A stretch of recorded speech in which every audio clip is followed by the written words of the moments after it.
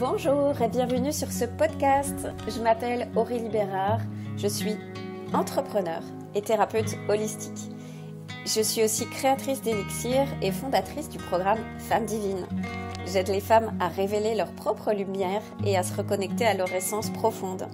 Je les guide dans la transformation de leur monde intérieur pour vraiment incarner leur pleine puissance. On va aller libérer tout ce qui les alourdit pour qu'à leur tour, elles puissent se sentir à leur place et épanouies. Dans ce podcast, j'ai à cœur de te partager des sujets et enseignements autour du féminin sacré, des cycles lunaires, mais aussi des émotions et de la spiritualité pour t'éveiller consciemment à ta vraie nature, dans l'amour de soi, pour profiter de ton voyage ici sur Terre avec douceur, liberté et plaisir. Aujourd'hui, j'avais envie de te parler d'un sujet qui me passionne beaucoup sur les cycles menstruels et se reconnecter aux 4 saisons de notre cycle. Il fait froid dehors, la neige tombe, on est en plein cœur de l'hiver et là je suis avec une tasse de thé bien chaude au bord de la cheminée et j'avais envie de venir te parler de ce sujet qui me plaît beaucoup. Et en fait, on vit depuis plus de 2000 ans dans une société qui est plutôt patriarcale, qui est vraiment dominée par les hommes. Et de ce fait, nous les femmes, on s'est vraiment coupé de notre nature cyclique. Et combien de femmes vivent leur menstruation comme une période vraiment difficile, douloureuse, inconfortable, et beaucoup voudraient ne plus y être confrontées. Et combien prennent une contraception hormonale qui bloque leur cycle. Mais il faut bien savoir que lorsqu'on bloque notre cycle menstruel, eh bien, ça peut créer des complications au niveau du corps. Donc ça, j'y reviendrai plus tard dans un autre sujet. Et ce qu'il faut savoir, c'est que tout dans la nature est par essence cyclique, que ce soit aussi bien en termes des saisons, on ne vit pas de la même manière en plein été qu'en plein hiver. Donc les cycles du jour et de la nuit, la vie et la mort, et aussi au niveau des astres. Et en tant que femme et en tant qu'être humain, nous n'échappons vraiment pas à cette règle. Et il faut savoir que nous, les femmes, on va porter ce cycle à l'intérieur de nous avec nos menstruations. Donc les femmes en particulier sont confrontées à leur nature cyclique chaque mois. Et on a cette capacité incroyable de concevoir la vie. Il faut vraiment se le rappeler. Ça a aussi pour conséquence de nous faire traverser les montagnes russes émotionnelles à chaque période de cycle. Et cet article est vraiment une invitation à comprendre notre nature cyclique pour vraiment observer notre propre rythme pour te sentir plus sereine et épanouie chaque mois. Donc par rapport à mon expérience de femme, l'an dernier, j'ai commencé à observer des irrégularités au niveau de mon cycle et je suis allée consulter la sage-femme qui me suit depuis mes grossesses et qui m'avait proposé de changer mon stérilet, mais en fait mon cycle s'est vraiment aggravé, il est devenu totalement anarchique et on a fait des examens complémentaires pour voir s'il n'y a pas d'autres problématiques derrière et les résultats des analyses sont revenus négatifs. Et à partir de ce moment-là, j'ai commencé vraiment à me questionner sur le cycle menstruel, comment s'y reconnecter, les problèmes d'endométriose, etc. Et je me suis vraiment pris de passion pour ce sujet inspirant que sont les archétypes féminins. Et de mon côté, j'ai un stérilet en cuivre depuis une dizaine d'années et jusqu'à l'an dernier, il me convenait plutôt bien. Et là, depuis que j'ai changé, c'est un peu la cata. Je sens qu'il y a une inflammation permanente et voilà, des douleurs que je n'avais pas auparavant, des règles assez abondantes qui durent dans le temps. Et voilà, je me suis posé la question de revenir à vraiment une méthode dénuée d'effets secondaires. Donc, ne plus rien prendre, même si le stérilet, c'est une des méthodes les plus naturelles, puisqu'on est vraiment avec notre propre cycle. Mais là, voilà, j'ai décidé de l'enlever. Et donc là, à l'heure d'aujourd'hui où je vous parle, je n'ai plus mon stérilet. Et je le vis beaucoup mieux. Je me sens moins comme une cocotte minute en fait. Donc j'ai décidé de remplacer, enfin d'opter pour la symptothermie, donc une méthode beaucoup plus naturelle, et j'y reviendrai par la suite, parce que là ça fait pas suffisamment longtemps que je suis je suis près mon cycle, donc j'y reviendrai sur ce sujet. Donc à quoi sert de connaître notre nature cyclique ? Donc les différentes phases du cycle féminin ne se résument bien évidemment pas à des histoires de montée d'hormones ou des symptômes physiques douloureux et d'humeur en yo-yo. Et d'ailleurs, quand nos hommes nous disent « Ah, toi tu vas avoir tes règles », ça peut nous énerver. Donc ce qu'il faut comprendre, c'est qu'il est intéressant d'avoir une vision beaucoup plus holistique et globale de notre cycle féminin, qui va prendre en compte vraiment toute la dimension émotionnelle et énergétique de notre nature féminine. Et en observant ton cycle, tu vas vraiment apprendre à mieux te connaître, et c'est comme ça que j'ai fait aujourd'hui. Et je suis beaucoup plus à l'écoute de mon rythme biologique, et même je suis allée plus loin puisque je prends vraiment conscience de mon énergie et j'arrive à programmer mes semaines en fonction de mes cycles, à planifier mon activité vraiment en fonction de mon cycle, parce que je suis un entrepreneur et j'ai la chance de pouvoir le faire aujourd'hui. Et lorsque on apprend à vivre pleinement nos cycles et de façon harmonieuse, on est beaucoup plus équilibré et on a une plus grande connaissance de nous-mêmes. Donc j'ai vraiment réussi à apprendre à m'écouter davantage et j'organise aujourd'hui mon agenda en fonction de ça, et ça change vraiment ma vie. Et de cette manière, je ne vis vraiment plus à l'encontre de mes rythmes biologiques et je suis pleinement en accord avec ma nature de femme. Donc par rapport à ces 4 phases du cycle menstruel, donc je ne sais pas si tu as déjà lu le livre de Miranda Gray qui s'appelle Lune rouge. Donc elle explique qu'il existe 4 archétypes qui vont représenter une personnalité selon les moments du cycle menstruel. Et elle met en lumière notre nature cyclique et elle explique comment vraiment s'observer pour vivre en osmose et en adéquation avec notre cycle menstruel. Donc chaque archétype représente une phase. Donc la phase menstruelle, la phase de pré-ovulation, la phase d'ovulation et la phase de pré-menstruation. Et chaque femme a un rythme qui lui correspond vraiment en fonction de son cycle. Et Miranda nous invite vraiment à nous observer pour mieux comprendre comment on fonctionne et comment adapter notre quotidien tout en honorant notre féminité. D'ailleurs, sur son site et dans son livre, elle offre un calendrier lunaire pour noter ses cycles et pouvoir le suivre chaque mois. Alors, le premier archétype correspond à l'archétype de la femme sauvage, qui correspond aussi à la période de l'hiver. On l'appelle aussi la magicienne ou la sorcière. Et les mots-clés de l'hiver sont l'intuition, le repos, l'intériorité, la sagesse, le calme et l'enracinement. Donc cette phase correspond à la nuit, donc à l'hiver, et à la terre et à la nouvelle lune. Donc c'est un cycle bien évidemment où l'énergie est tournée vers l'intérieur.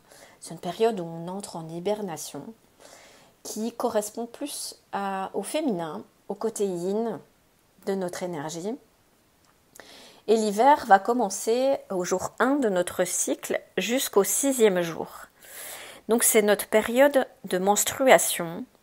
Et pendant cette période, tu as sûrement dû te rendre compte que tu as envie de ne plus rentrer, de ne plus être en interaction avec le monde et que tu as besoin de davantage de sommeil.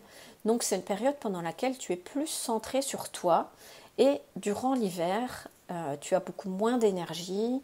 Donc c'est vraiment un moment propice au repos, au lâcher-prise et à l'introspection. Donc pendant cette période, il est nécessaire de prendre le temps de faire une pause pour vraiment un retour à soi-même. C'est aussi un temps où on a besoin de nous ancrer dans notre intériorité pour vraiment nous reconnecter à nos émotions et à venir restaurer nos forces intérieures. Donc cette période nous invite vraiment à accepter notre nature changeante et à prendre du recul pour vraiment réussir à se recalibrer et à recharger nos batteries. Donc c'est une période pendant laquelle moi j'aime beaucoup faire des marches en nature, où je médite et voilà, où je ne prends pas de décisions importantes. J'ai vraiment appris à ralentir pendant cette période et à me protéger des influences extérieures. Donc c'est une période où tu peux te demander quelles sont tes priorités, qu'est-ce que tu dois abandonner, et tu peux noter ces questions dans un petit carnet pour laisser vraiment les réponses venir à soi. La seconde période, c'est la période du printemps, ou l'archétype de la jeune fille ou de la Vierge. Donc c'est la semaine qui succède nos règles. Donc les mots-clés du printemps, c'est le plaisir, les bourgeons, l'enthousiasme, le renouveau, la confiance et l'accueil. Donc c'est une période qui est connectée au printemps, à l'air, mais aussi au premier quartier de la lune. Donc c'est une période pendant laquelle on peut observer la nature qui se réveille, les oiseaux qui chantent et les graines qui sortent de la terre. C'est aussi une période où la sève des arbres remonte doucement. Donc c'est vraiment le retour de l'énergie. Et c'est une période pendant laquelle on peut se sentir beaucoup plus dynamique. On a une plus grande confiance en nous, on se sent plus enthousiaste, on a plus d'ambition, on est aussi plus efficace au travail et on retrouve l'envie d'entreprendre. C'est aussi le moment idéal pour faire bouger notre corps, pour faire des rencontres à l'extérieur, pour s'essayer à des nouveautés, pour démarrer des nouveaux projets et surtout pour se concentrer sur nos objectifs et tout en profitant de la vie. Donc tu peux profiter de cette période pour planter des graines, donc que seront les nouveaux projets, et aussi pour planifier tes idées. Avec l'été, donc on entre dans l'archétype de la mer, et c'est la phase d'ovulation. Cette phase représente l'été, le feu, la pleine lune et aussi la floraison. Donc les mots-clés sont plutôt la force, on va prier durant cette période, on va pouvoir matérialiser nos projets, on est plus optimiste, on a plus d'audace, c'est la lumière et c'est plein feu sur notre désir. Donc pendant cette période, on peut se sentir pleine de force et d'énergie et notre esprit est vraiment tourné vers les autres. C'est un temps d'écoute et de partage l'été. Donc c'est le moment idéal pour nous propulser vers l'extérieur, pour choyer nos proches. C'est une énergie plutôt yang, très masculine. On est dans l'action, on est dans le concret. On va créer, on va matérialiser nos idées dans la matière et on va pouvoir incarner notre plein potentiel pour développer par exemple notre réseau ou pour présenter des nouvelles offres et aussi un temps pour nous relier à la nature. La quatrième période, c'est la période de l'automne et en lien avec l'archétype de la grand-mère ou de l'enchanteresse. Donc c'est notre phase prémenstruelle qui correspond à l'élément eau et au dernier quartier de la lune. On a une énergie plus féminine, plus yin durant cette période. Et les mots-clés sont le bilan, une invitation à ralentir, à nous abandonner, à nous libérer. Notre créativité est en plein feu pendant cette période-là. On est plus émotive aussi et c'est une période où on a plus d'inspiration et on est aussi plus sensuel. Donc c'est donc la période de bilan où on va faire la récolte. On laisse aller ce qui n'a plus besoin d'être présent dans notre vie et dans la nature, la sève commence à redescendre dans le sol et les feuilles commencent à mourir et à se faner. C'est donc la fin d'un cycle. Donc c'est une phase de fertilité qui vient de passer et quand il n'y a pas eu de fertilité, notre corps est plutôt en phase de deuil. On va se sentir plus vulnérable, plus sensible. Il y a aussi une chute d'hormones qui est qui peut aussi provoquer des variations au niveau de notre humeur et de nos émotions. Donc c'est le moment idéal pour décharger ce trop-plein d'énergie et où on va commencer à ralentir, à tourner notre énergie vers l'intérieur. Donc c'est un moment propice à laisser nos émotions s'exprimer. On peut les laisser aussi s'exprimer au travers d'une activité. C'est une phase où il est important de s'écouter et de s'aménager des temps pour nous-mêmes et aussi commencer à préparer la prochaine phase de repli qui est l'hiver, en faisant par exemple des micro-siestes. Donc comment adapter notre vie quotidienne à notre cycle ? Donc si tu souhaites vivre en adéquation avec ton corps et avec ton rythme naturel, tu peux bien évidemment adapter ton agenda en fonction de ton énergie du moment, selon la période de ton cycle. Notre énergie de femme n'est pas linéaire, mais vraiment cyclique, comme l'attestent nos règles, et on ne peut pas exiger de nous la même énergie en période ovulatoire, en plein été, qu'en période de menstruation, qui est plutôt la phase d'hiver et de repli. Et c'est vraiment intéressant d'aller écouter notre cycle, de noter les différentes phases pour vraiment être en lien avec notre corps et notre intuition. Donc dans un prochain article, je te donnerai un outil pour pouvoir suivre ton cycle. Et ce que j'ai appris il n'y a pas très longtemps, c'est lorsque on est sous contraceptif hormonal, donc ces différentes phases vont être lissées de manière linéaire, comme pour les hommes. Et de cette manière, on est vraiment coupé de nos ressentis et de notre nature profonde. Et on est comme dans une cocotte minute. On va à un moment donné se sentir implosé de l'intérieur. Donc pour conclure, renouer avec son cycle féminin permet à notre nature de femme d'être plus en lien avec notre nature profonde et de cette manière on peut comprendre nos variations émotionnelles et pouvoir les relier à chaque archétype pour vraiment en tirer les meilleurs bénéfices. Donc plus tu seras connecté à ton cycle et plus tu vas pouvoir harmoniser ton énergie et pouvoir adapter vraiment ton planning si c'est possible pour toi à tes cycles pour vraiment travailler en fonction de ça et optimiser vraiment ton énergie. Donc j'espère que cet article t'a plu et qu'il t'aura donné vraiment des clés concrètes pour apprendre à vivre avec tes cycles en conscience. Et si tu as d'autres questions, n'hésite pas à me les poser, je serai ravie de pouvoir partager sur ce sujet avec toi. Je te retrouve la semaine prochaine pour un autre article. Je te dis à très vite. Merci d'avoir écouté ce podcast et si le sujet de la spiritualité t'intéresse et que tu veux être informé des nouveaux épisodes, abonne-toi à ma chaîne YouTube Aurélie Bérard. Sur mon site internet pour plus d'infos aureliebérard.com. Au plaisir de te croiser.